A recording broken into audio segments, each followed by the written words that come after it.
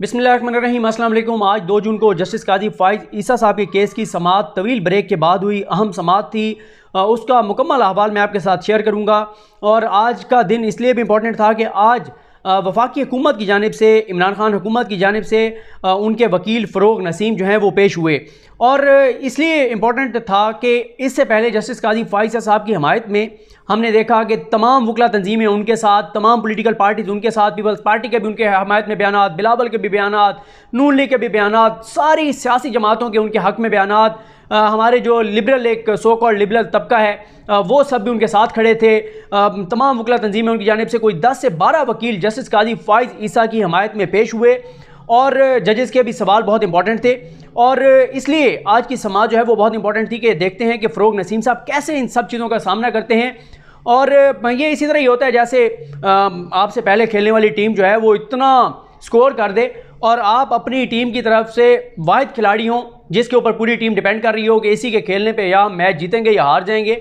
लेकिन आज मैं ये आपको बताना चाहता हूँ कि फ़रोग़ नसीम साहब जितनी तैयारी के साथ पेश हुए और जिस अंदाज से उन्होंने केस बयान किया, जजेस के सामने रखा, तो ये हम सब के लिए जो है, मेरे लिए तो कम से कम बहुत ज़्यादा हैरत का सबब बना कि इतने प्रेशर के अंदर इतनी ज़बरदस्त तैयारी के साथ, जब ये भी पता था कि 10 जजेस जो हैं वो इंतहाई सख्त सवालात करेंगे और इससे पहले कम से कम कोई 50 से 60 ऐसे पॉइंट्स मुनीर मलिक साहब, हामिद खान साहब, बड़े बड़े वकील जो काजी फ़ाइज़ साहब के हक़ में पेश हुए, उनकी जानिब से ऐसे ऐसे पॉइंट्स उठाए गए कि लगता था कि जो भी वकील आएगा, चाहे वो साबिक़ अटॉर्नी जनरल थे अनवर मंसूर खान, या जो भी आएगा उसके लिए इनका जवाब देना मुमकिन नहीं होगा। लेकिन फ़रोग़ नसीम साहब ने ज़बरदस्त तरीके से केस लड़ा और ऐसे ऐसे पॉइंट्स सामने लाए कि नज़र आया कि जजेस भी काफ़ी सोचने पे मजबूर हुए।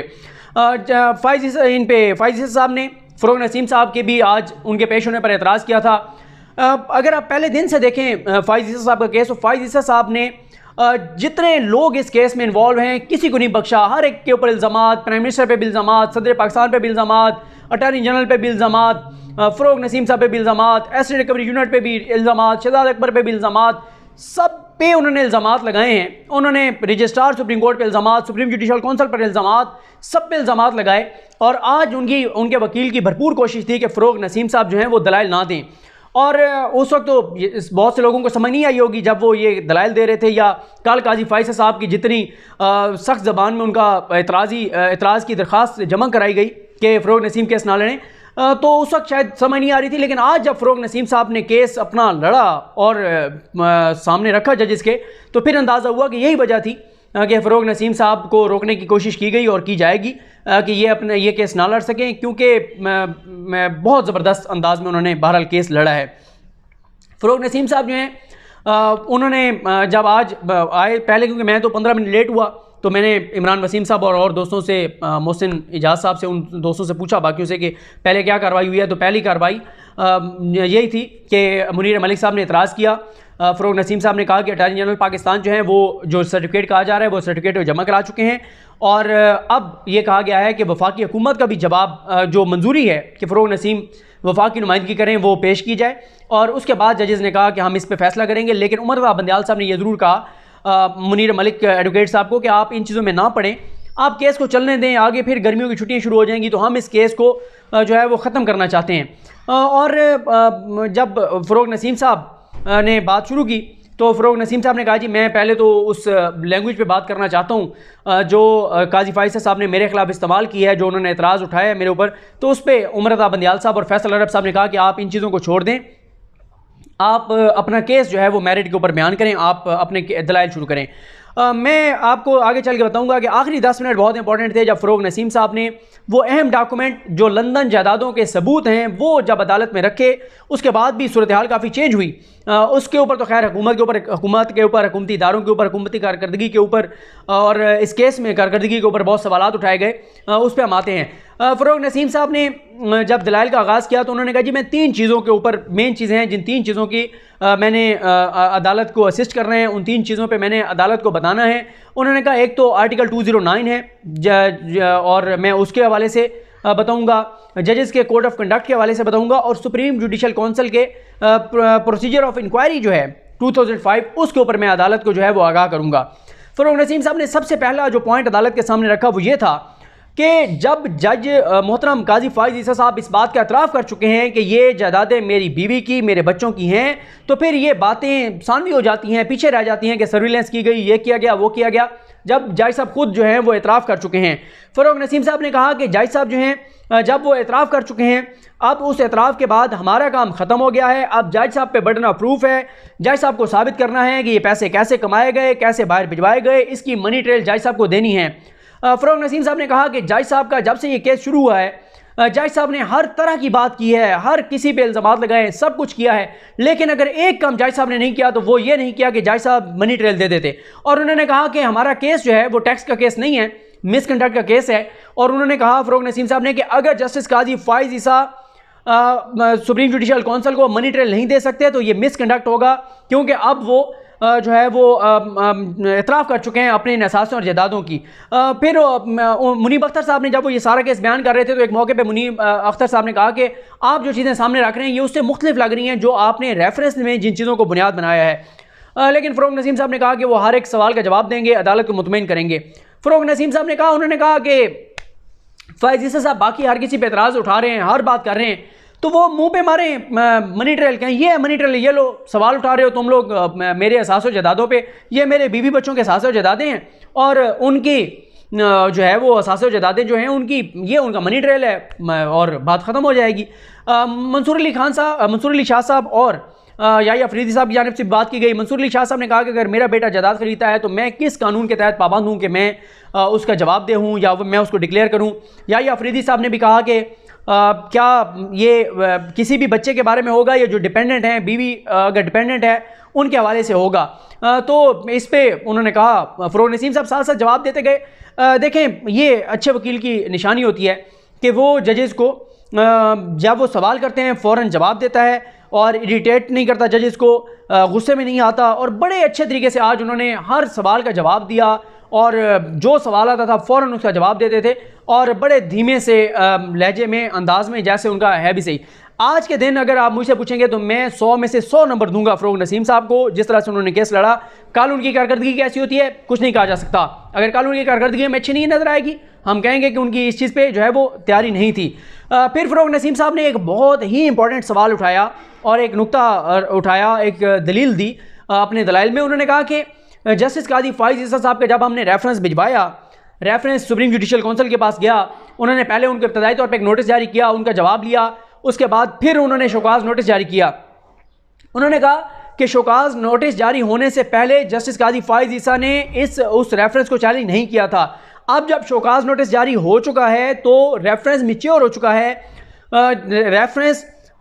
शोकाज नोटिस जारी होने के बाद रेफरेंस को चैलेंज नहीं किया जा सकता, सुप्रीम कोर्ट उसमें इंटरफेयर नहीं कर सकती। फिर जजेस की जानिब से ये कहा गया, सज्जाद अली शाह साहब की जानिब से, कि अगर हम आपकी ये दलील नहीं मानते तो क्या आप रेफरेंस पे कोई बात नहीं करेंगे। उन्होंने कहा मैं बिल्कुल बात करूंगा, लेकिन मेरा पहला पॉइंट यही है कि सुप्रीम कोर्ट इसमें इंटरफेयर नहीं कर सकती। उसकी वजह यह है कि शोकाज नोटिस जारी हो चुका है और शोकाज नोटिस उस वक्त जारी होता है जब इतना मटेरियल सुप्रीम जुडिशल काउंसिल के पास आ जाता है, जो कि सुप्रीम कोर्ट के 3 जजेस और 2 सीनियर 3 और जो हाई कोर्ट के जजेस हैं उन पर मुश्तमिल है। जब वो मुतमईन हो जाते हैं कि हाँ ये केस बनता है, शोकाज नोटिस जारी करना चाहिए, तो फिर वो करते हैं। फिर उन्होंने कहा कि क्योंकि कहा जाता है कि इफ्तिखार चौधरी केस में भी रेफरेंस आया था और रेफरेंस जो है वो चैलेंज हुआ था, तो उन्होंने कहा कि मैंने इफ्तिखार चौधरी केस का फैसला बार बार पढ़ा है, मुझे एक चीज़ नज़र नहीं आई, हो सकता है ह्यूमन एरर हो, आप लोग अगर है तो मुझे कोई दिखा दे कि इफ्तिखार चौधरी को शोकाज नोटिस जारी नहीं हुआ था, इसलिए वो रेफरेंस सुप्रीम कोर्ट में चैलेंज हो गया था। फिर वो पैराग्राफ पढ़े गए तो कहा गया कि फिर उन्होंने कैसे तलब कर लिया था इफ्तिखार चौधरी साहब को। फिर उन्होंने सुप्रीम जुडिशल काउंसिल को कोड ऑफ कंडक्ट और procedure of inquiry, code of conduct नहीं, प्रोसीजर ऑफ इंक्वायरी पढ़ के बताया कि जज को तलब भी किया जा सकता है, इब्तदाई तौर पर नोटिस भी जारी किया जा सकता है, लेकिन इफ्तिखार चौधरी साहब को शोकाज नोटिस जारी नहीं हुआ था। जब शोकाज नोटिस जारी हो गया तो अब जो है वो उसको जो रेफरेंस है उसको चैलेंज नहीं किया जा सकता। अब बहस सिर्फ शोकाज नोटिस की हद तक हो सकती है। फिर उन्होंने ये भी कहा कि शोकाज नोटिस अगर शोकाज नोटिस से पहले वो चैलेंज कर देते फिर बहुत सारी चीज़ों पे सवाल हो सकता था, बात हो सकती थी, लेकिन अब शोकाज नोटिस जो है वो जारी हो चुका है, तो अब जो स्कोप है वो बहुत महदूद हो गया है। और उन्होंने कहा कि अब जो रेफरेंस है उस पर बात करना एकेडमिक है, उन्होंने कहा गैर मुअस्सर हो चुका है वो सारा मामला, अब तो नोटिस जारी हो चुका है, शोकाज नोटिस, अब मामला शोकाज नोटिस से आगे चलेगा। फिर उन्होंने कहा जजेस मंसूर अली शाह साहब की जानिब से, मकबूल बाकर साहब की जानिब से, याहिया अफरीदी साहब की जानिब से सवाल किए गए। मंसूर अली शाह साहब ने कहा कि आप ये बताएं कि जज साहब का केस ये है कि मेरी बीवी की अगर असासे और बच्चों के असासे और जायदादें तो उनसे पूछा जाए, तो ये कैसे हो सकता है कि आप उनके बीवी बच्चों के और आप पूछें जज से? तो जब भी किसी के असासे जायदादें सामने आती हैं पहले उससे पूछा जाता है, तो आप जज साहब से क्यों पूछ रहे हैं? इस पे उन्होंने कहा, फ़रोग नसीम साहब ने, उन्होंने कहा कि यहाँ पे एक जज की बात हो रही है, जज को ब्लेमलेस होना चाहिए। उन्होंने पूरा क्राइटेरिया पढ़ के बताया कि जज साहब को क्या क्या चीज़ें जो हैं वो जज का किरदार किस तरह साफ शफाफ होना चाहिए, आवाम को उन पर एतमाद होना चाहिए, कैसे उनको कंट्रोवर्सी में नहीं पड़ना चाहिए, वो सारी चीज़ें पढ़ के बताई। तो उन्होंने कहा जज का जो एक आप समझ लें लेवल समझ लें या जो भी आप समझ लें, मतलब उनकी ईमानदारी का म्यार, उनके शफाफियत, किरदार की सफाई, वो सारी आम पाकिस्तानी से बहुत ऊपर होनी चाहिए। मैं यहाँ पे आपको ये भी बता दूँ कि मुझे अभी याद आ रहा है कि मेरी बात हो रही थी अदील बड़ाई साहब से। अदील बड़ाई साहब अक्सर एक बात कहते हैं कि फ़रोग नसीम साहब जो हैं वो हमेशा वो केस लेते हैं जो जीता हुआ केस होता है, यानी जो जीतना होता है जब वो केस लेते हैं और वो जीतते हैं वो केस। तो मैंने कहा वो परवेज़ मुशर्रफ के केस में भी नीचे वो पेश होते रहे थे, तो उन्होंने ये कहा कि परवेज़ मुशर्रफ के केस में जब तक फ़रोग नसीम साहब थे तो काफ़ी मुशर्रफ साहब के लिए बेहतर वो केस चलता रहा। जब फ़रोग नसीम अलग हुए, बाद में दीगर वकला आए तो वो केस ख़राब हो गया। और अब अदील बड़ाई साहब का ये भी ख्याल था कि ये केस इनके कैरियर का फ़ैसला करेगा एक तरह से फ़रोग नसीम साहब के अगर ये केस हार जाते हैं फिर इनको कैसे वजारत कानून, मतलब उन्होंने वैसे कहा कि ये भी देखना होगा। तो मैंने उनको ये कहा, उन्होंने ये भी कहा अदील बड़ाई साहब ने कि मतलब एक मार्केट में ये बात है, लोग ये बात करते हैं कि ये केस जो है उनके कैरियर का फ़ैसला, उनके पॉलिटिकल कैरियर के एक तरह से फ़ैसला करेगा कि उसके बाद उनको वजारत मिलती है या नहीं मिलती, क्या होगा। तो मैंने कहा जी बात यह है कि केस वो जीतें या हारें, हम तो ये चीज़ देखेंगे कि उनकी तैयारी कितनी है, वो केस लड़ते कैसे हैं। फ़ैसला अदालत ने करना है, वो कोई भी फैसला करें, लेकिन आज उनकी तैयारी जो है वो बहरहाल बहुत ही भरपूर थी। उसके बाद उन्होंने कहा, सजाद अली शाह साहब ने और मकबूल बाकर साहब ने, उन्होंने कहा कि मुनीर मलिक साहब ने जो है वो मुनीर मलिक साहब ने सिर्फ के रेफरेंस की बदनीयती पे कि ये बदनीयती के तहत दायर किया गया, उसके ऊपर दलाइल दिए हैं। शोकाज नोटिस पे उन्होंने अभी दलाइल नहीं दिए। तो फ़रोग नसीम साहब ने कहा कि मेरी मोहब्बत है, एहतराम का तल्लुक है मुनीर मलिक साहब से, उनको इस पे दलाइल देने चाहिए थे, उनको पहले इस पे बात करनी चाहिए थी। उमर अता बंदियाल साहब ने कहा कि हमने बार बार उनको कहा था कि आप इस चीज़ पे दें, शोकाज नोटिस जो जारी हो गया इस पर दलाइल दें। तो इस पर उन्होंने अपना ये रिज़र्व रखा था, उन्होंने कहा जी मैं इसका बाद में इस पर दलाइल दूंगा। फिर सुप्रीम कोर्ट की जानिब से ये भी पूछा गया कि आप ये बताएं कि सदर पाकिस्तान की जानिब से भेजा गया रेफरेंस जो है वो और एक आम शिकायत कुनिंदा जो है उसकी जानिब से भेजी गई शिकायत को सुप्रीम जुडिशल काउंसिल क्या अलग अलग डील करेगी, एक ही तरह से डील करेगी? क्या ऐसा तो नहीं है कि सदर की जानिब से भेजा गया रेफरेंस उसको वो मुस्तरद नहीं कर सकते, उनको हर हाल में वो बाउंड हैं इस चीज़ के कि वो इसको रेफरेंस को आगे बढ़ाएं, कार्रवाई करें। जैसे आम शिकायत हो तो वो मुस्तरद कर देते हैं कि कोई इसमें मवाद नहीं है। तो फ़रोग नसीम साहब का था कि अगर कुछ ना हो तो वो मुस्तरद कर सकते हैं, ज़रूरी नहीं है कि उन्होंने हर सूरत में इसको आगे बढ़ाना है। तो सदर की जानिब से भी रेफरेंस जो भेजा गया है वो बेसिकली एक मालूमात हैं, और उस मालूमात को देख के और सुप्रीम जुडिशल काउंसिल को फैसला करना होता है कि आया इसमें कोई बात बनती है या नहीं बनती। उसके बाद सबसे इंपॉर्टेंट चीज़ वो हुई जब कोई 1 घंटे के दलाइल के बाद जजेस उनको बार बार कहते रहे कि भाई आप पहली उस चीज़ पे आएँ, आप पहली हमें उस बात पे बताएं कि ये रेफरेंस एसेट रिकवरी यूनिट को कैसे शिकायत गई, सुप्रीम जुडिशल काउंसिल को डायरेक्ट क्यों नहीं आई, सदर पाकिस्तान को डायरेक्ट क्यों नहीं गई, एसेट रिकवरी यूनिट का किरदार क्या है, आपके पास मवाद क्या था। उस पर जब उन्होंने फैक्ट्स शुरू किए तो उन्होंने बहुत इंपॉर्टेंट एक चीज़ बताई जो सबके लिए हैरान कुन थी। वो ये थी, उन्होंने वो डॉक्यूमेंट पेश कर दिया है जो लंदन के असासे और जायदादों का सबूत है जो वहाँ की रजिस्ट्री से हासिल किया गया था। जैसे उन्होंने वो डॉक्यूमेंट पेश किया गया तो सवालात की भरमार थी। सजाद अली शाह साहब ने, मंसूर मकबूल बाकर साहब ने बहुत ज़्यादा सवालात किए। उन्होंने कहा कि यही वो डॉक्यूमेंट है जिस पर कई दिन तक बहस होती रही। फ़ाइज़ ईसा साहब को आपने नहीं दिया, उनके वकील को नहीं दिया, अदालत को नहीं दिया, आपकी टीम यहाँ पे मौजूद होती थी, आप खुद यहाँ पे मौजूद थे। तो उन्होंने कहा मैं खुद तो उस दिन मौजूद नहीं था जिस दिन इस पर बहस हुई, कि आपने ये डॉक्यूमेंट जो था ये आप पहले पेश कर देते। तो फ़रोग नसीम साहब ने कहा कि मैंने तो वीकेंड पे जब मुझे ये केस दिया गया तो मैंने सारे डॉक्यूमेंट मांगे, तो मैंने ये डॉक्यूमेंट भी मांगा तो मुझे दिया गया। इससे पहले पता नहीं क्यों नहीं ये अदालत के सामने पेश हो सका। तो इस पर खैर काफ़ी अदालत ने सवालात किए। उन्होंने कहा कि आप लोगों को मीडिया के ज़रिए भी पता था, ये चीज़ रिपोर्ट होती रही, तो आपने ये डॉक्यूमेंट जो है क्यों नहीं हमें पहले दिया था। उस पर काफ़ी सवालात की भरमार हुई। 5 अप्रैल को ये डॉक्यूमेंट आया, 10 अप्रैल को जो है वो है 10 अप्रैल को शिकायत भेजी भाई डोगर ने, और फिर वो सारी चीज़ें जो है उन्होंने बताई। दरमियान में एक जज साहब ने यह भी कहा कि आपके पास अगर सबूत नहीं है तो आप कैसे जजिस पे इल्ज़ाम लगा सकते हैं। अगर जज साहब का आपके पास सबूत नहीं है कि जज साहब को कोई तल्लुक हो इन जदादों से, तो आप ऐसे इल्ज़ाम लगा रहे हैं। आप क्यों वफाक जो है वो जजिस के इस तरह जदादों के मामलात को इतना कम्प्लिकेट कर रही है या इस तरह से चीज़ें कर रही है। तो उन्होंने कहा, फ़रोग़ नसीम साहब ने, उन्होंने कहा कि ये बर्डन ऑफ प्रूफ जज साहब पे है, उनको साबित करना है और मैं मुख्तलिफ़ मुल्कों के फ़ैसलों से भी ये साबित करूँगा कि जज साहब को जवाब देना होगा, और अगर नहीं दे सकते तो फिर ये मिसकंडक्ट के ज़ुमरे में आता है। कल की समाअत बहुत अहम होगी। कल उनको बताना होगा कि ये डॉक्यूमेंट्स किस तरह से हासिल किए गए, लीगली हासिल किए गए, नहीं किए गए, और ये भी उनको बताना होगा कि एसेट रिकवरी यूनिट का क्या किरदार था, उनको क्यों शिकायत आई।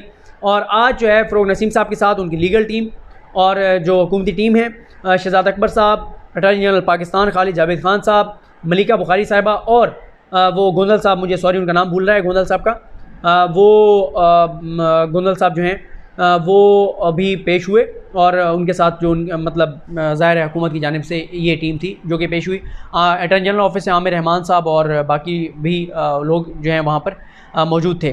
कल की समाअत का मुकम्मल अहवाल आपके साथ शेयर करूँगा। मुझे अपनी दुआ में याद रखें। अल्लाह करीम हम सब का हामी नसरो। अल्लाह हाफ़िज़।